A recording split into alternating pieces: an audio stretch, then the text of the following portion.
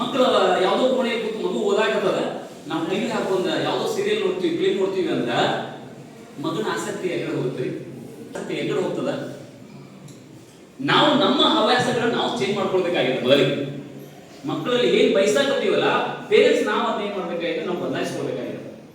ಅವಾಗ ನಮ್ಮ ಮಕ್ಕಳ ಜೀವನವನ್ನ ಬದಲಾಯಿಸ್ಕೊಳ್ಬೇಕು. ನಾವೆಲ್ಲ ರೈತಾಪಿ ಕುಟುಂಬದಿಂದ ಬಂದವರು ಅನ್ಸುತ್ತೆ, ಬಹಳಷ್ಟು ಜನ ನೋಡಿದ್ರೆ ಗೊತ್ತಾಗ್ತದೆ. ಹೊಲದಲ್ಲಿ ಯಾವುದೋ ಒಂದು ಬೆಳೆ ಬೆಳಿಬೇಕಂದ್ರ ಬಹಳಷ್ಟು ನಾವು ವಿಚಾರ ಮಾಡ್ತೀವಿ. ನಾವು ಯಾವುದೋ ಒಂದು ವರ್ಷದ ಬೆಳೆ ಬೆಳೆಯಾಕತ್ತೀವೋ, 6 ತಿಂಗಳ ಬೆಳೆ ಬೆಳೆಯಾಕತ್ತೀವೋ, 3 ತಿಂಗಳ ಬೆಳೆ ಬೆಳೆಯಾಕತ್ತೀವೋ ಅಂದ್ರ ವಾತಾವರಣ ನೋಡ್ತೀರಿ, ಮಳೆಗಾಲ ನೋಡ್ತೀರಿ, ನೀರಾವರಿ ಐತಿಗಳು ನೋಡ್ತೀರಿ, ಬೆಳೆಗೆ ಏನ್ ಗೊಬ್ಬರ ಹಾಕ್ಬೇಕು ಅಥವಾ ಎಣ್ಣೆ ಸಿಂಪಡಣೆ ಮಾಡ್ಬೇಕು ಅಂತ ನೋಡಿ ಏನ್ ಮಾಡ್ತೀವಪ್ಪ ಅಂದ್ರೆ ಬೆಳೆಗಳು ಬೆಳಿತೀವಿ. ನಾವು ಇಡೀ ನಮ್ಮ ಮಗುವಿನ ಜೀವನವನ್ನು ರೂಪಿಸ್ಕೊಳ್ತಕ್ಕಂಥ ಕ್ಷಣ ಇದೆ, ಟರ್ನಿಂಗ್ ಪಾಯಿಂಟ್ ಅಂತ ಹೇಳ್ತೀವಿ ನಾವು. 10th PUC ಅಂದ್ರ ಒಂದು ಹಂತಕ್ಕೆ ಬಂತ ನನ್ನ ಮಗ ಅಥವಾ ನನ್ನ ಮಗಳು.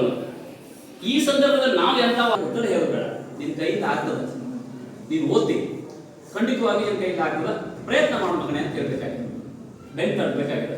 ಅದ್ ಬಿಟ್ಟು ಕಲ್ಲಪ್ಪನ ಮಗ ಯಾವುದೋ 100 ತೆಗೆದಾನ, ಮಲ್ಲಪ್ಪನ ಮಗ ಯಾವ ಅಷ್ಟು ತೆಗೆದಾನ ಅಂತೇಳಿ ನಮ್ಮ ಮಕ್ಕಳನ್ನ ಕೀಳಾಗಿ ನೋಡೋದು ಬೇಡ. ನೋಡೋದ್ರಿಂದ ಏನಾಗುತ್ತಂದ್ರೆ, ಈ ದೃಷ್ಟಿಕೋನದ ತಂದೆ ತಾಯಿಗಳಾದವ್ರು ನಾವೇ ಆ ದೃಷ್ಟಿಯಿಂದ ನೋಡ್ಲಿಕ್ಕೆ ಅಂದ್ರೆ ಮಕ್ಕಳ ಮನಸ್ಸಿನ ಮೇಲೆ ಬಹಳಷ್ಟು ಗಾಢವಾದ ಪರಿಣಾಮ ಬೀರ್ತದೆ. ಹೌದಿಲ್ರಿ?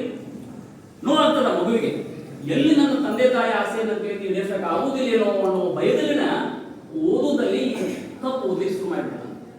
ಅದೇ ಗೊಂದಲದಲ್ಲಿ ಆ ಗೊಂದಲ